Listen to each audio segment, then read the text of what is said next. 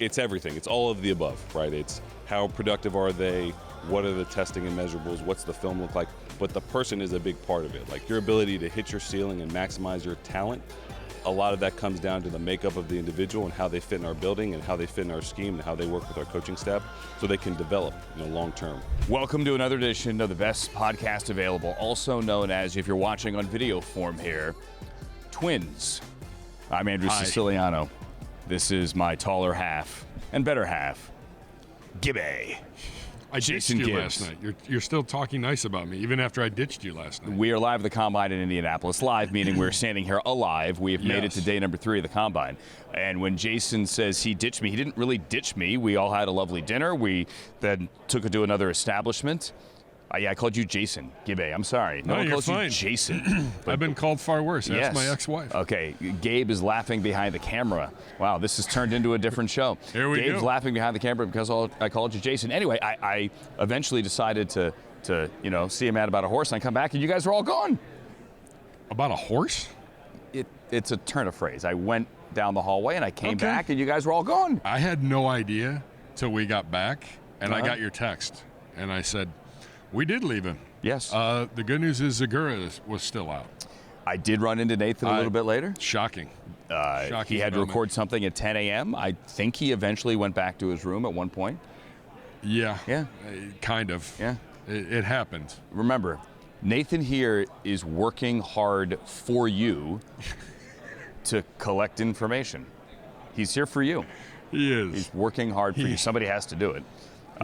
Let's get to the business, Although obviously. I will say this. You might be the most popular person here. The number of people, when we walk into a place, the number of people that come up to you as we're walking through, you're a very popular person. And not just because of the Gold Zone, I have a feeling. I think there is a post-Olympic, hey, thing. Yeah. You're the Gold Zone guy. I think it's also, I'm old. And I've gone to a lot of these. Same. I've worked at a lot of places, and so it's kind of reunion week. It's all these places, all these people, rather, that you've worked with in years past. Yeah. That's part of it. No, it's impressive. It's not a demerit. It's impressive. So I think that was how maybe you got left behind last night. There was a lot going on, and there were a lot of people. Like the one place we were at, it's all standing room, and there were a ton of people. Ton of people so standing. I apologize. And many of these, us. no, there's no apology needed. Many of those people would come up and say, hey, I heard you on the best podcast available, presented by Bullseye Event Group. For award-winning game day experiences, visit bullseyeeventgroup.com. So there's that. And that's obviously why you guys are here as well. Let's talk about Andrew Berry. The Browns general manager was on the podium on Tuesday. All the GMs, all the head coaches do a podium session here, as is mandated. And then they do breakout sessions as well, where they step off the podium and they talk to the local reporters and the local beat writers, and AB was no different. I think the big headline that a lot of people will take is that there is no quarterback one that he is going to anoint right now, which is no different than the Monday after the season when last we heard from Andrew Berry, the day Kevin Stefanski was fired. I take it back, heard from AB when Todd Monken was introduced, but there is no, hey, you're the guy. Deshaun Watson's in the building, Shedeur Sanders is in the building, Dylan Gabriel is in the building, and AB did not in any way shut down the question of would you add more quarterbacks? Yes, of course, you would add more quarterbacks because, as he said, it is the most important position on the field. Yeah, and he said, could be in free agency, could be through the draft. That's the information gathering this week, as we just talked about, getting ready for the draft and seeing if there's a guy out there.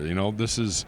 Everybody talks about the quarterback that's going to go off the board number one. Mm-hmm. And then supposedly after that there's a drop. Maybe there is, maybe there isn't. This week will tell us a little bit more about that. Yeah, and this week is really a confirmation week for all these college players who are throwing their names into the hat or throwing their hat into the ring. I'm mixing metaphors here for the NFL draft. You saw what the tape says. You saw what 3 or 4 years of college production was on television, and now you want to see what these guys actually look like and what they do when they go out there and they test athletically. That's just one part of it. The other part of it is meeting with everybody. Is, hey, what's that first impression like? What are these 15 minutes like? This is somebody that we want in our building, not only as a football player, but as a human being, as a member of our community here as well. And a lot of draft boards, right? A lot of the groupthink is going to change after 8 days here in Indianapolis. So the Browns are at 6 and the Browns are at 24. And yeah, of course, there's no way they're going to draft defense. Well, last year, there's no way they were going to draft defense, right? So you think you know, but you don't know. And getting through Indianapolis here 2 weeks ahead of free agency is a major, major hurdle that really sets you up for the rest of the year. Yeah, I think it'll be fascinating to see. We've already had a lot of teams that are talking about either applying some kind of tag, whether it's a franchise tag or a transition tag. Talked about guys June 1st cuts. And then talking about, the new year cuts. We've seen Atlanta talking about Kirk Cousins and cutting him to save some salary. And, everybody's kind of jockeying for position here for what's going to come in the next 2 weeks. And that's the first phase of acquisition for the 2026 season. So I think it's fair to say there will be another quarterback in the room. Don't know who that quarterback is, and the quarterback position is quite fluid. Shedeur Sanders has said, and he said it at the Pro Bowl, he said it at the end of last season, no one's handing him a job. He's going to continue to work, and he wants to go win that job, and he, in all likelihood, he certainly is right now, will be part of that conversation. Joel Bitonio's conversation is still ongoing. It had been reported that the deadline for Joel to decide whether or not he wants to come back to the Browns had been pushed to the 10th. Just the perspective here is that the new league year begins on the 11th. That's when free agency takes over and 2026 contracts officially kick in. So AB says that Joel has earned the right, and he certainly has. We agree with him to take as much time as he needs, and that the door is open for Joel Bitonio if he wants to come back and play left guard. They've made that quite clear, which, in the past couple of weeks, we've seen a couple guys. We talked about Wyatt Teller. We talked about David Njoku saying goodbye.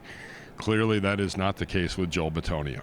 If Joel wants to come back, there is a spot on this roster for him. Responding to David Njoku's post on social media about saying goodbye, I thought it was interesting from AB. He said, if David is not back, David is already saying he is not coming back, and I think everyone has kind of understood that. If he does not come back, then he's going to be a Brown for life, and one day we'll no doubt see him shirtless as the dog pound captain smashing a guitar. Absolutely. I added the shirtless part. AB didn't say that, but we all know there's no way David Njoku, if he is a dog pound captain, will ever have a shirt on. Correct. Yeah, 100%. Matter of fact, I'd be upset if he had a shirt on. Yeah, exactly. And in December. Of course. That's when it would have to be. Not in September or October. That's too easy to go shirtless. Injury updates. Quinshon Judkins is doing fine. He is out of the boot, although he does wear it plenty. If anyone has ever needed a boot, your doctor, at least my doctor, would always get mad at me. Oh, no, I'm going to take it off around the house. No, you're not. Keep it on. So sometimes he's in it, sometimes he's out of it. Quinshon Judkins is doing fine, and he is... he will be full speed ahead when they have to get back to football. That's good. I don't need to see him till August. Yeah. The last week in July. But he'll be ready. Take all your time. He'll be ready before then. Yep, 100%. Absolutely. And I had a conversation with Quinshon after the regular season ended, and he was relieved. Thankfully, he dodged a bullet there. Yeah. Figuratively speaking. It could have been a lot worse. We all saw it in real time and went, oh my God. He's okay. He is going to be okay. Ethan Posick is coming back, and I thought this was interesting. Coming back from an Achilles injury, we've all kind of assumed, the entire O-line, all those veteran pieces, it's kind of time to say goodbye if Joel does decide to say goodbye. AB kind of left the door open a little bit yesterday to a Poe return. Remember, Luke Whippler is on the roster, obviously, and AB did say that he is going to be okay. His knee injury not maybe as serious as it did look coming off the field in Week 18, so that's good to go. Good news there, and kind of left the door open for Poe just a bit. A little depth on that offensive line at a spot that has seen a lot of transition in the last 4 or 5 years. Meanwhile, Ethan Posick's been there. He's battled through injuries, but we've seen Whippler have some snaps. Nick Harris a few years ago, guys that we drafted. And I think, there's some hope that Luke Whippler can take that position over. But if you can get Posick on the cheap and, have a serviceable center, either as a backup or even with starting reps if he beats out Whippler. Yeah. It's not a bad thing. No, it isn't. And the narrative out there, both nationally and locally, is that, everyone's gone from the offensive line. Look, for my money, I would love to see Luke Whippler. This is me speaking here as the Browns starting center. Yes. First of all, it fits what you need to do financially. He's in the final year of a rookie contract, so certainly affordable, and he wasn't a day one pick. But he's a guy who has battled through injuries. He's a I think, a darn good player. I love the guy personally, and I think he has earned that right. I'm happy he got on the field in December last year and got the chance to start when Poe went down. I think you could very comfortably pencil him in as your starting center. People focus on it. DeJuan coming back and KT Leviston, and there's no one under contract, and Zach Zinner, is he finally going to get to play? I think Luke Whippler can be that fixture in the middle. Yeah, and I think it'll help with a guy like George Warhop. Yes, here coaching on the offensive line and really working with Whippler for an entire offseason. I think that can only help the situation. Did not get much update on free agents to be. Martin Emerson, MJ's coming back from the Achilles injury, which happened during training camp. He's also back in the building and moving around and rehabbing and on the mend, but he is set to be a free agent as well in a couple of weeks. Didn't get a lot of insight on him. And the big question mark as well is Devin Bush. Devin Bush had a heck of a season. Should have been a Pro Bowler. You could argue he should have gotten All-Pro conversation. He was that good. It was a career year for a former first-round pick, a guy that I would love to see brought back. But if he does hit the market, there is going to be a market for Devin Bush. He's going to get paid. Yeah. And the question is, how much is he going to get paid? And can we come to the table with that? I mean, the amount of success he had in this defense with the scheme, and then especially coaching with Jason Tarver and the job that Tarver did with him. You know, is that enough for that number to come down a little bit and for him to come back? We'll see. I mean, this could be one of his final opportunities at a big payday. So I don't blame him if he were to go and get that opportunity. So. But it's an attractive situation to be able to come back here with these coaches and with this defensive fit. Absolutely, and the defensive staff has pretty much stayed the same. Yeah. Those coaches are here in town, and new defense coordinator Mike Rudeberg is also here in town. As we record this on a Wednesday, Todd Monken is going to do his press conference here at the Combine coming up shortly. We'll have another episode after that to break down what our new head coach said as well. And we're also, in this episode, we want to introduce you to a guy that has been in the building for a while, but has worked his way up and has a more prominent role now on the personnel side. That is Adam ElKyal, who is now the director of player personnel. I got to get, because there's a lot of player pro. The director of player personnel. You had it. It was good. It was a solid effort from you. Thank you, Gibbe. And magically, he is going to be standing where I am right now. So this is interesting. This is the Combine in the wild.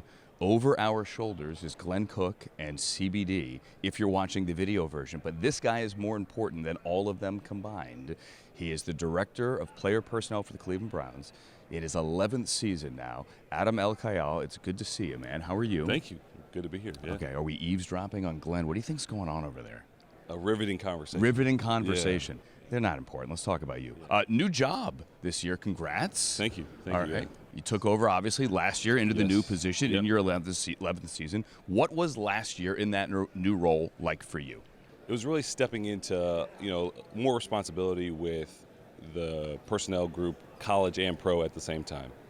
I've worked on the college side, I worked on the pro side, and this was an opportunity, to do both and really help us as we kind of move forward in a really important offseason where we have work to do acquiring some college guys and some pro guys, especially on the offensive side of the ball. Your journey is a fascinating one. High school football, played at Princeton, went to TV for a hot minute, then got into the Browns building. Take it from there. Yeah, well, not TV, but I worked at a TV network. We're going to say you worked in TV. Yeah, I did have my name on the ESPN.com homepage for about 10 hours. Did you screen grab it? I have a screen grab somewhere. Okay. It exists in the files. Make it the background of your phone. Yeah. And then I came to the Browns in 15. I started off doing cap and contracts. I was a college scout on the West Coast for a period of time. Came back on the pro side and now director of player personnel. So really excited about that. Explain what this week here at the Combine is like for you. We're trying to cover a lot of ground here in the Combine. We've got the guys here. We got informal interviews. We got formal interviews. You got the on-field workout, and then we've got a ton of meetings. We got meetings with player representatives. We have meetings with other teams. It's a convention for the NFL. And I think that's the one thing that the fans understand, but really until you get here, you don't see the scope of it. Yes, all the college players are here, and right now the defensive linemen are behind a curtain over there, all meeting with the media. However, like you said, every agent is here. Free agency begins in 2 weeks. The new league year is about to turn over. So all the contracts, the veterans, the guys who are about to hit the street. Yep. There's no tampering, obviously, but none. There are people walking around with cups of coffee through the skyways here, and you just bump into each other. Right. So everybody is here, and it's not just the draft; it's planning all of 2026. Yeah, I think the one thing that's really fascinating about the job, and it adds a layer of complexity, is you have these different windows in which you can do things, and you're trying to sequence everything, right? So, what you do in free agency will help dictate what happens in the draft and vice versa, but they don't happen at the same time. And so you really have to be thoughtful and strategic about, all right, what do we think we can accomplish in March? What do we think we can accomplish in late April? And beyond that with trades and other, external options. The trade thing is a part of it as well. As you said, a big part of it. Andrew Berry was asked yesterday, hey, what would it take to move down from 6? And he joked, what are you giving me? Yeah. Some of those conversations begin here, such as, hey, if you ever thought of moving down, keep us in mind. Those kinds of talks, right? Absolutely. I think the one thing that you always want to be part of is the conversation. So how does that happen? You got to let people know if you're thinking about doing X, Y, or Z, keep us informed because we might be interested. The worst thing that could happen is, a trade is made, a player is moved, somebody moves up or down, and it's something you would have done and you're not part of the conversation. So a lot of that has to do with keeping the lines of communication open and making sure you got strong relationships around the league. A lot from the player side has been always said that the entire week here is an interview.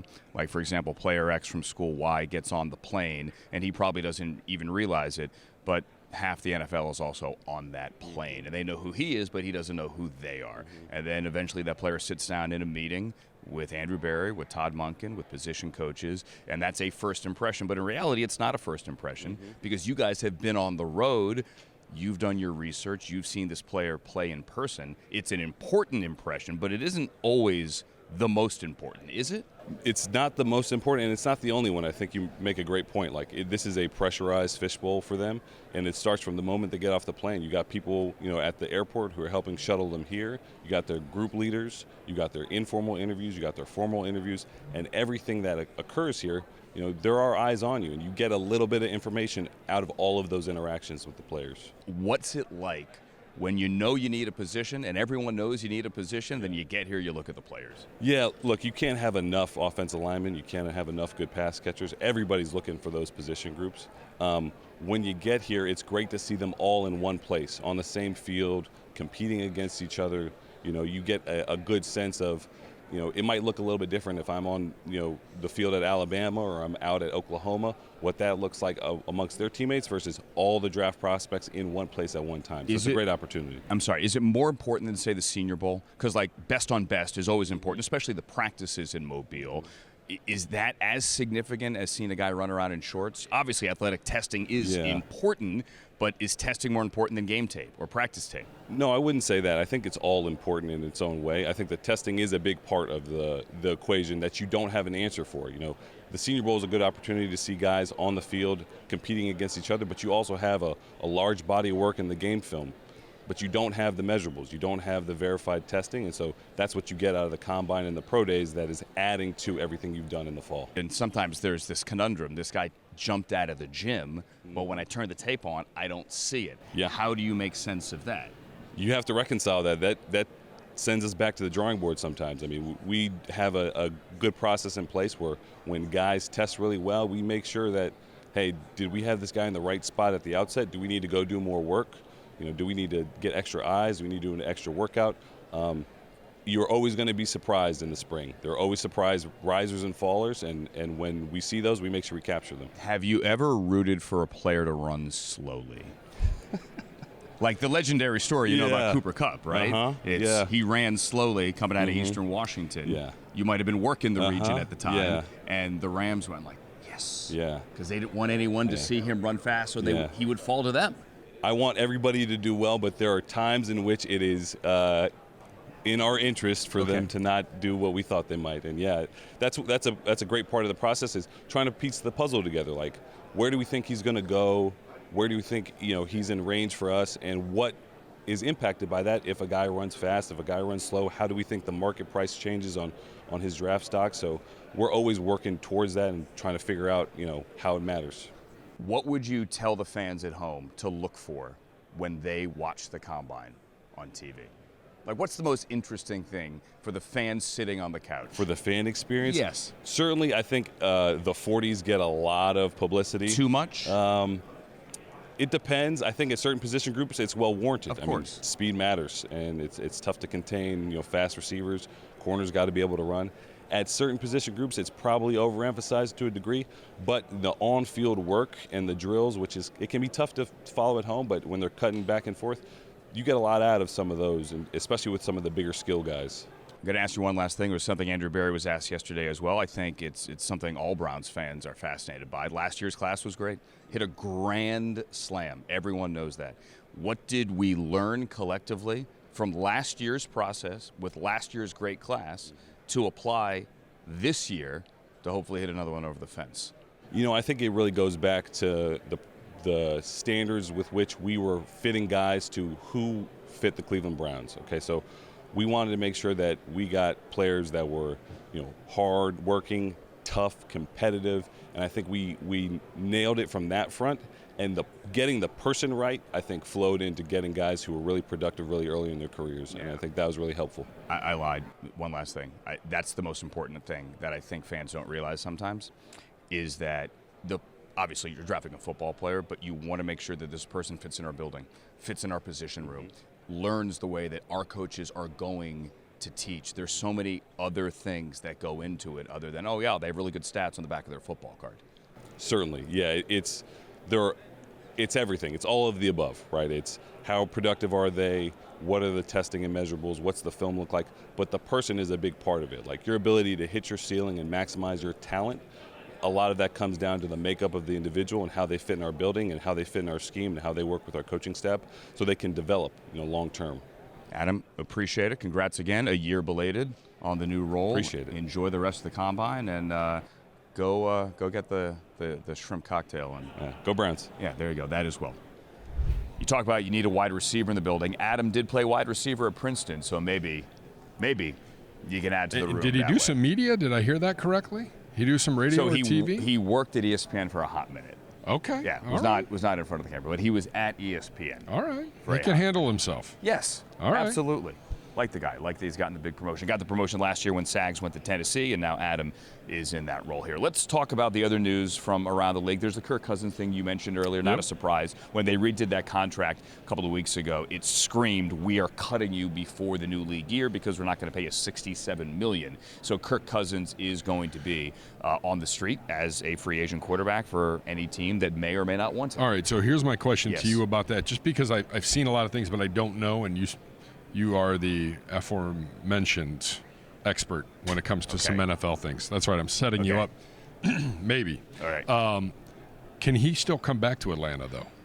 Is this set up where he could still come back to Atlanta maybe on a cheaper deal, or? It's a great question, and the way I understand it is it's likely not going to happen in that they're going to take they're going to take the cap hit there. So they're not going to pay him that money. I don't think that could happen. It's a great question. Is there a chance where if he sat out and they could, not sat out the season, but waited through this window and then later come right back? Before training camp? Yeah, I'm not sure, to be honest with you. All right.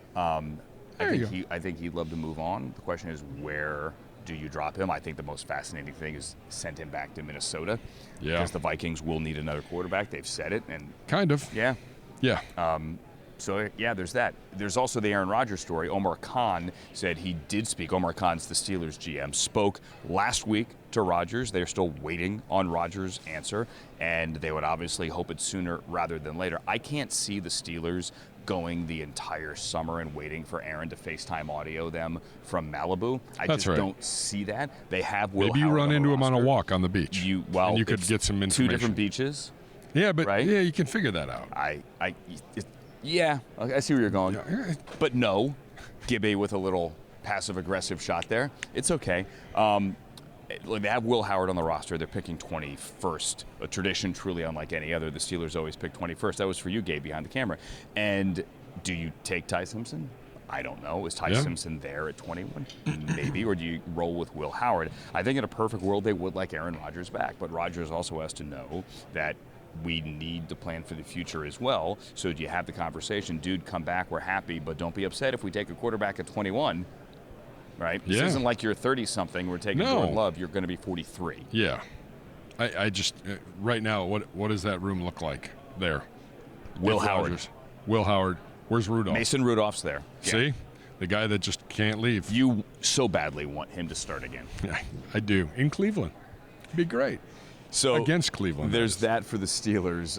The Ravens have an interesting one here because the Ravens have right now Lamar Jackson on the books for $70 million this coming season. That's not tenable. Everyone knows they have to do a new deal before the start of the new league year.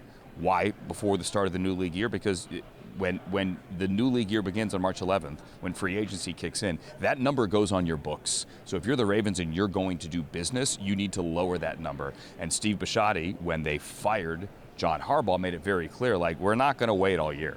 Like, we're not going to wait until midsummer.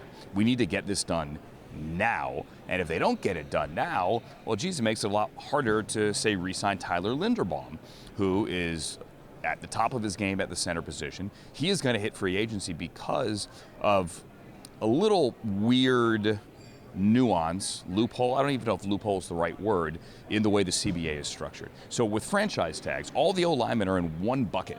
So the Ravens can't just throw a franchise tag. They could on Tyler Linderbaum, because if you do, you have to pay him what you would pay a left tackle because he's an O-lineman. So if the top of the market is like 20-21 for a center, you're going to have to pay him 30-31, like what Trent Williams would want. And centers don't make that much money. So you can't use the tag. The Ravens say that they have offered Linderbaum what they call a market-setting contract. But as of now, he hasn't said yes. So there's a chance that he hits the market. And if he does, somebody is going to write him a massive check. Well, first and foremost, Lamar, those negotiations are never easy because Lamar represents himself. Correct. And sometimes answers the phone and sometimes does not. Correct. And that is a process, to say the least. Yeah. So that's hovering there, but I don't know when you're going to get a resolution on that. The Linderbaum one is fascinating. You know, I mean, there is going to be a big market. You don't think that maybe the 49ers would like that? Yes. Yeah. Or a contender, like a guy that puts them over the top like him. Mm-hmm. I don't. Baltimore's in a tough spot. I like that they're in a tough spot, but it's going to be fascinating to see what happens with him because he's one of the top 5 free agents. Absolutely. And you could see a guy, let's say, like Trent Williams hit the market, although I highly doubt that. The report late in the afternoon yesterday was that Trent Williams would like a new contract. The Niners say they are working towards that. I can't imagine a world where they bid him goodbye, but I could imagine a world where Trent Williams is like, I'm good, I'm going to go home. Yeah. I don't know. Offensive lineman, the free agent tackle out of Green Bay. Mm-hmm. Is Rasheed one I think. Walker. Yeah, I think that bears a little watching, and there's a few others. I mean, the Browns are going to have to be active probably in the free agent market if they want to rebuild that offensive line in addition to the draft. Andrew Berry was asked, are you comfortable with 3 rookies on the offensive line if that's what it's got to be? And he said, sure, like if that's what it's got to be. But he also pointed out the Bears as a model, a team that has gone with both rookies, younger veterans on their team, and they went out and they made a big move and got Joe Thuney as well. Obviously, that's a future Hall of Famer that you drop in when you know you're ready to win. I can't see the Browns trading for a expensive future Hall of Famer to drop into their offensive line because that's not in the stage in which we're sitting. Correct. A year from now, very well could be, and that's what AB alluded to. So, coming up, we'll have another edition of the Best Podcast available later this week in Indianapolis. Maybe even with Nathan Zagura sleeping on the table behind us. Jordan getting some snacks. Who doesn't love snacks? That's right. For Jason Gibbs, I'm Andrew Siciliano. See you next time.